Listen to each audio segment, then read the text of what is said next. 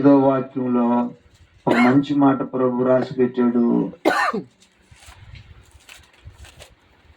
లోకాసువార్త 6వ అధ్యాయము 35వ వాక్యాన్ని చదివేటప్పుడు మనసు పెట్టి వినాలి జాగ్రత్తగా. మీరైతే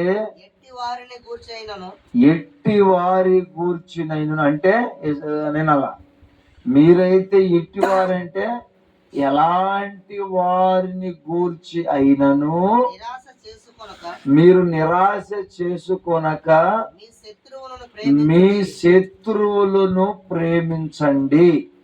అమ్మా, ఈ కొత్త సంవత్సరంలో ఈ 2026లో ఈ మొదటి ఆల్ నైట్ ప్రేయర్ లో దేవుడు మనతో మాట్లాడుతున్న మాట ఏంటంటే, మీరైతే నిరాశ చేసుకొనక ఎలాంటి వారినైనా తలపైకెత్తండి.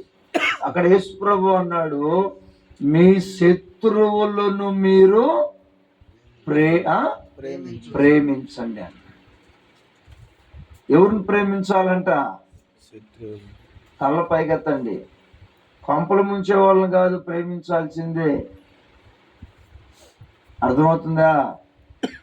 బైబిల్ ఒక మాట ఉంది, మీ ప్రాణ స్నేహితులు నమ్మకండి, వాళ్ళు తంతర కొట్లయి మీ కొంపలు ముంచుతారని ఉంది. వాళ్ళని కాదు, మీ శత్రువులు. అందుకని మీకు ఒక చిన్న మాట చెప్తా చూడండి. ఈ రాత్రి ప్రార్థనకు వచ్చిన మనకి సక్రంగా కూడుండదు. శత్రువులు మాత్రం ఎంతమంది ఉంటారో. కొంతమంది చూడండి, కావాల్సి ఉంటే ఆ ఇంట్లో ప్రార్థన పెడితే ఆ ఇంటికి రారు. కొంతమంది చూడండి, అందరికి వందనాలు చెప్తారు, కొంతమందికి చెప్పరు. చెప్తారమ్మా? కొంతమంది చూడండి, నేను ఆమెతో పలకట్లేదు లేపో అంటారు. అంటే దానికి కారణం ఏంటంటే, ఆమంటే ఈయనకి శత్రు, ఈయనంటే ఆయనకి శత్రు. అర్థమవుతుంది పిల్లరా? ఒకసారి తల్ల పైకి ఎత్తాల. మనం చిన్నగా యేసు ప్రభు కాడికి వెళ్తే, యేసు ప్రభు శత్రువుని ప్రేమించాడా? ప్రేమించలేదా? ప్రేమించాడు ఆయన. చెప్తా చూడండి. యేసు ప్రభుకు తెలుసు, నా శిశు, నా దగ్గర పనిచేసేవాడు, నా సేవకుడు నన్ను పట్టిస్తున్నాడు, నన్ను అమ్మేశాడు. అదిగో వాళ్ళు తీసుకెళ్ళిపోయి నా చేతుల్లో చీలలు కొట్టేస్తారు, వాళ్ళు తీసుకెళ్ళిపోయి నా కాళ్ళలో చీలలు కొట్టేస్తారు, డొక్కలో పొడి చేస్తారు, తలకి పెట్టేస్తారు ముళ్ళ కిరీటం, నన్ను చంపేస్తారు, నేను సమాధిలోకి వెళ్ళిపోతాను అని తెలుసు యేసు ప్రభుకి. తెలుసా తెలీదా? తెలుసుకున్న దేవుడు ఏం చేసాడు ఇప్పుడు? ఎవరైతే పట్టిస్తున్నాడో, ఎవరైతే అమ్మేశాడో అతని కాళ్ళు పల్లెములో పెట్టి అతని కాళ్ళు కడిగాడు. అందుకనే ప్రపంచానికి దేవుడయ్యాడు, అందుకనే సృష్టికి నాయకుడయ్యాడు, అందుకనే ఈరోజు అనేకులను ప్రభు వైపు తిరుగుతున్నారు. ఆ యేసయ్య ఈ మొదటి ఆల్ నైట్ ప్రేయర్ లో తల పైకెత్తో, ఈ మొదటి ఆల్ నైట్ ప్రేయర్ లో దేవుడు మాట్లాడుతున్న మాట ఏంటంటే, మీరు ఎట్టి వారినైనను నిరాశ చెందక. ఏందా చదవ మాట? మీరంటే ఎవరు పలక? మీరంటే ఆల్ నైట్ ప్రేయర్కి వచ్చిన మీరైతే ఎట్టి వారిని గూర్చినైనను. అర్థమవుతుందమ్మా? మీరైతే ఇతరులతోని కాదు, మీరైతే ఎట్టి వారి గూర్చినైనను నిరాశ చెందక మీ శత్రువులను మీరు ప్రేమించండి. ఏం చేయాలన్నా? ఎవరిని ప్రేమించాలా? మనం ఎవరిని ప్రేమిస్తామా? మనలను ప్రేమించినోడిని ప్రేమిస్తాం కదా. లోకంలో ఒక సామెత ఉందమ్మో, లోకంలో ఉన్న సామెత ఏంటంటే, ముళ్ళుని ముళ్ళుతో తీయాల. ఆ మాట కూడా అక్కడ రాయబడి ఉంది, అది కూడా మీకు చూపిస్తా. అదే అధ్యాయంలో 38వ వాక్యం కూడా చదవయ్యా. 38వ వాక్యం అదే అధ్యాయంలో 38వ వాక్యం. క్షమించుడి, మీరు క్షమించుడి, అప్పుడు అప్పుడు మీరు క్షమించబడతారు. అర్థమైందనా? మనం ఇతరులకు క్షమిస్తే, మనం ఒకవేళ పొరపాటు చేసినప్పుడు ఆయన మనల్ని క్షమిస్తాడంట. ఇప్పుడు మనం ఇతరులకు క్షమించకపోతే ఆయన మనల్ని క్షమిస్తాడా? వదినా, మనం ఇతరులను క్షమిస్తే అప్పుడు ఆయన మనల్ని క్షమిస్తాడు. మనం క్షమించకుండా, యేసు ప్రభువా నేను తప్పు చేసిన క్షమించు, యేసు ప్రభువా నేను పొరపాటు చేసిన క్షమించు, యేసు ప్రభువా నన్ను క్షమించు, నా బిడ్డలను క్షమించు. ఒరే పిచ్చిదారా, పిచ్చోడా, నువ్వు క్షమించే మనసు ఉంటే కదా యేసయ్య నిన్ను క్షమిస్తాడా? నీకు క్షమించే మనసు లేనప్పుడు యేసయ్య నిన్ను, నీ పిల్లలు ఎట్లా క్షమిస్తాడు? అందుకని యేసు ప్రభు చెప్పాడు అక్కడ, మీరు ఎట్టి వారిని కూర్చునైనను నిరాశ చెందబాకండి, మీ శత్రువులను మీరు ప్రేమించండి, అంతేకాదు వారిని క్షమించండి. స్తోత్రం కలుగును గాక. అయ్యా, బలిపేట మీద ఒక మాట, కిందకి దిగినప్పుడు ఒక మాట కాదు. కొంతమంది ఉంటారు, నేను వాళ్ళని విమర్శించట్లా, మౌతు పట్టుకుంటే బలిపేటమే అల్లాడిపోద్ది. అబ్బో ఎట్ట చెప్తారో ఓలికే తెలియకుండా చెప్తారు, మై మరిచిపోయి చెప్తుంటారు. బలిపీఠం మీద నుంచి కిందకి దిగగానే అన్ని ఓసరు వీళ్ళు బుద్ధులే. ఏ బుద్ధులవా శర్మా, స్వార్థమా? అన్ని ఓసరు వీళ్ళు బుద్ధులే. బలిపీఠం మీద మాత్రం మామూలుగా ఉండదు.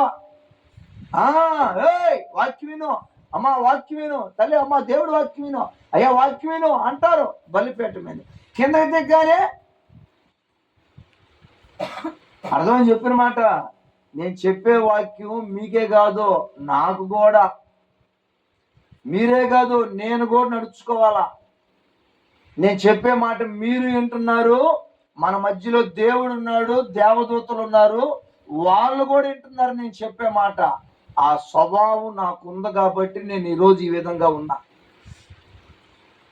శత్రువునైనా క్షమించే బుద్ధి నాకు ఉంది కాబట్టి, శత్రువునైనా ప్రేమించే మనసు నాకు ఉంది కాబట్టి నేను మీకు ధైర్యంగా చెప్పగలుగుతున్నా. అర్థం చెప్పిన మాట. అందుచేత ఇక్కడ రాయబడిన మంచి మాట ఏంటంటే, మీరు ఎట్టి వారిని కూర్చి అయినను నిరాశ చెందబాకండి, మీ శత్రువులను మీరు ప్రేమించండి, వారిని మీరు క్షమించండి, అప్పుడు మీరు క్షమించబడతారంట. మనం క్షమిస్తే అప్పుడు దేవుడు మనల్ని క్షమిస్తాడంట, మన భార్యాభర్తను క్షమిస్తాడంట, మన పిల్లలను క్షమిస్తున్నాడంట. కుమారా, క్షమిస్తున్నావా శపిస్తున్నావా? మనం క్షమిస్తున్నావా శపిస్తున్నావా?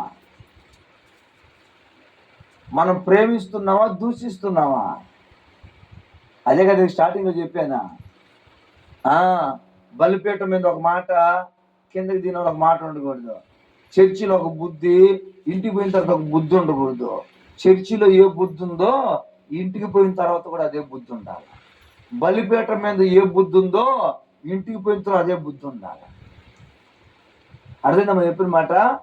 అందుకని ప్రభువా ఈ మొదటి ఆల్ నైట్ ప్రేయర్లో ఏ వాక్యం చెప్పమంటావు ప్రభువా అంటే, ఇదిగో ఈ మాటలు ప్రభు చెప్పమన్నాడు.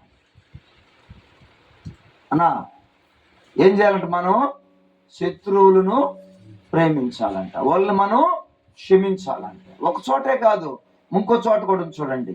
మత్తయి సువార్త 5వ అధ్యాయము 44వ వాక్యంలో ఒక చక్కటి మాట ప్రభు రాసి పెట్టాడు. చూడండి, మత్తయి సువార్త 5వ అధ్యాయము 44వ వాక్యాన్ని మనం చదువుకుందాం. నేను అందరూ జాగ్రత్తగా వినాలమ్మా, మా వినాలా. నేను మీతో ఈ రాత్రి చెప్పిన మాట ఏమనగా, మీరు అంటే ప్రార్థనకు వచ్చిన మీరు, ఉపవాస ప్రార్థనకు వచ్చిన మీరు, ఆల్ నైట్ పేరుకు వచ్చిన మీరు, నేను మీతో చెప్పిన సంగతులు ఏమనగా, మీరు పరలోకమందున్న మీ తండ్రికి. ఏ తండ్రికి? భూలోకంలో ఉన్న తండ్రికి కాదు, పరలోకములో ఉన్న మీ తండ్రికి కుమారులై ఉండాలంటే మీ శత్రువులను మీరు ప్రేమించండి.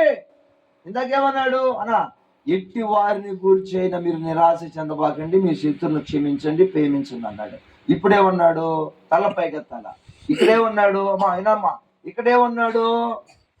మీరు మీరు పరలోకమందున్న మీ తండ్రికి కుమారులై ఉండాలంటే. ఏ తండ్రికా? పరలోకమున్న తండ్రి. ఓయ్, ఏ తండ్రికా? పరలోకమందున్న తండ్రి. ఎవరా తండ్రి? మన కోసం ప్రాణం పెట్టిన తండ్రి, మనలను పాపంలో నుంచి విడిపించిన తండ్రి, చీకట్లో ఉన్న మనల్ని వెలుగులోకి తీసుకొచ్చిన తండ్రి, అజ్ఞానంలో ఉన్న మనల్ని జ్ఞానవంతులుగా చేసిన తండ్రి. అయ్యా వినో, ఈ రాత్రి మనల్ని ఇంటికాడ ఉంచకుండా మన చేతులు పట్టుకొని తీసుకొచ్చి మందిరంలో కూర్చొని పెట్టిన తండ్రి. ఇప్పుడు పరలోకమందున్న మన తండ్రికి మన కుమారులై ఉండాలంటే భూలోకంలో నువ్వేం చేయాలి? పోలక్క చెప్పు, ఏం చేయాలా? నీ శత్రువులు నువ్వేం చేయాలా? ప్రేమించాలి. ఎక్కడున్నారా శత్రువులా? నీ శత్రువులు ఎక్కడున్నారా? కొంతమందికి భర్తే శత్రు, కొంతమందికి భార్యే శత్రు, కొంతమందికి పిల్లలే శత్రు. అయ్యా వినో, కొంతమందికి తల్లిదండ్రులే శత్రు, కొంతమందికి తోడుకోడలే శత్రు. వినమ్మా జాగ్రత్తగా. కొంతమందికి పక్కింటోళ్ళే శత్రు, కొంతమందికి ఎదురింటోళ్ళు శత్రు, కొంతమందికి అన్నదమ్ములే శత్రు, కొంతమందికి స్నేహితులే శత్రు. అర్థమవుతుందా? ఇప్పుడు యేసుప్రభు శత్రువు ఎవరు? ఇస్కరియోతు యోధ. ఇప్పుడు ఇస్కరియోతు యోధ అనబడిన ఆ శత్రువుని యేసయ్య ప్రేమించాడా, శిక్షించాడా? నేను ఒక మాట అంటాను, మనతో ఉన్న వాళ్ళే మన మీద సాడి చెప్పితే మనం తట్టుకోలేం, మనతో ఉన్న వాళ్ళే మనల్ని ఎగతాళి చేస్తే మనం తట్టుకోలేం, మనతో ఉన్న వాళ్ళే మనల్ని గేలింపు చేస్తే మనం తట్టుకోలేం. ఇప్పుడు యేసయ్యతో ఉన్నవాడే యేసయ్యని అమ్మేసి యేసయ్యని చంపేలా చేశాడంటే మామూలు శత్రువా? మామూలు శత్రువా? బద్ధ శత్రువు. ఇప్పుడు అలాంటి శత్రువుని దేవుడు ఏం చేశాడు? కాళ్ళు కడిగాడు. అలాంటి శత్రువుని దేవుడు ఏం చేశాడు? ప్రేమించాడు. అందుకని ఇక్కడ రాయబడిన మాట, మీరు జాగ్రత్తగానమ్మా, మీరు మీ పరలోకమందున్న మీ తండ్రికి మీరు కుమారులై ఉండాలంటే, మీరు కుమార్తెలై ఉండాలంటే, మీరు ఆయనకు పిల్లలై ఉండాలంటే, మీరు ఆయనకి బిడ్డలై ఉండాలంటే, మీరు ఆయనకి ప్రాణ స్నేహితులై ఉండాలంటే భూలోకములో ఉన్న నీ శత్రువుని ఏం చేయాలంట? నువ్వా చెప్పమ్మా, నిజంగా చెప్పు, ప్రేమిస్తున్నావా? నిజంగా చెప్పు, ప్రేమిస్తున్నావు? నీ గుండెలు మెంచి చేసుకొని చెప్పు, నేను నా శత్రువుని ప్రేమిస్తున్నాను అని చెప్పమ్మా. ఆన్లైన్ పేరుకి ఎవరైనా వస్తారమ్మా? ఇప్పుడు నేను పోయి మన చర్చికి వచ్చే వాళ్ళందరూ లేనరా ప్రార్థన పోతామంటే వస్తారు వాళ్ళు. నా మాటని వచ్చి రావటం గొప్ప కాదు, కూర్చోవటం గొప్ప కాదు, పాటలు పాడటం గొప్ప కాదు, వాక్యానుసారం నడటం గొప్ప. ఇంకా స్వభావం నీక. ఆ స్వభావం లేనప్పుడు నువ్వు పరలోకపు తండ్రికి పిల్లలుగా ఉండలేరు. మీరు పరలోకమందున్న యేసయ్యకి కుమారులే ఉండలేరు. ఆ అనుభవంలో నేను నడుస్తున్నాను కాబట్టి, ఆ అనుభవంలో నేను వెళుతున్నాను కాబట్టి ఈరోజు నాకు సంతోషాన్ని, సమాధానం, నేను అడిగిందన్నీ ప్రభు నాకు కాదనుకుంటా ఇస్తున్నాడు. హల్లెలూయా, హల్లెలూయా. చదువు మాట. నేను మీతో చెప్పినది వినాలి, జాగ్రత్తగా వినాలి, మంచి మాటలు. ఏమనగా మీరు పరలోకమందున్న మీ తండ్రికి కుమారులై ఉండినట్లు ఏం చేయలేకపో? మీరు మీ శత్రువులను ప్రేమించండి. అమ్మా మంచి మాట విను. ఒకటి ఏం చేయాలంట? మీ శత్రువులను ప్రేమించాలంట. కింద మాటయ్యా, మిమ్మలను హింసించు వారి కొరకు చేయుడి. ఎంత మంచి మాట చూడండి. మిమ్మల్ని ఎవరు హింసించట్లా? మిమ్మల్ని ఎవరు హింసించట్లా? మనం పేర్లు చెప్పు అంటే నువ్వు 100 మంది చెప్తావు. నువ్వు అంతమందిని హింసించే వాళ్ళు ఉన్నారు. నాకు కూడా ఉన్నారు హింసించే వాళ్ళు, లేకుండా పోలా. ఇక్కడ కూర్చున్న మనకు అందరికీ ఉన్నారు మనల్ని హింసించే వాళ్ళు. మనల్ని హింసించే వాళ్ళు, మనల్ని బాధ పెట్టేవాళ్ళు, మన గురించి చెడ్డగా బోధించేవాళ్ళు, మన గురించి రకరకాలుగా విమర్శించే వాళ్ళు, మన మీద తిరగబడే వాళ్ళు. మరలా చెప్తున్నా, మనల్ని హింసించే వాళ్ళు ప్రపంచంలో ఎందరో ఉన్నారు. ఏం చేయాలంట కుమారు? ప్రార్థన చేయాలి. వాళ్ళ కోసం నువ్వు ప్రార్థన చేయాలంట. ప్రభువా, ఆ మనిషికి తెలియక నన్ను హింసిస్తుంది ప్రభువా, ఆ మనిషికి తెలియక నన్ను హింసిస్తుంది ప్రభువా, ఆ మనిషికి తెలియక నన్ను ఇబ్బంది పెడుతుంది ప్రభువా, ఆ మనిషికి తెలియక నన్ను ఏడిపిస్తుంది ప్రభువా, ఆ మనిషికి తెలియక నా గురించి రకరకాలుగా మాట్లాడుతుంది ప్రభువా, నన్ను ఆ బిడ్డని క్షమించు ప్రభువా. అర్థం కుమారు?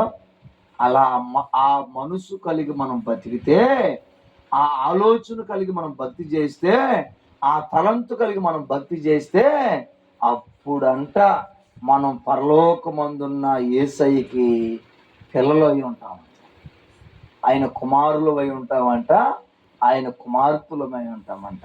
ఉందా ఈ స్వభావం ఈ ప్రార్థనకు వచ్చిన మనకే? ఉందమ్మా? మా అంతమ్మా ఈ స్వభావం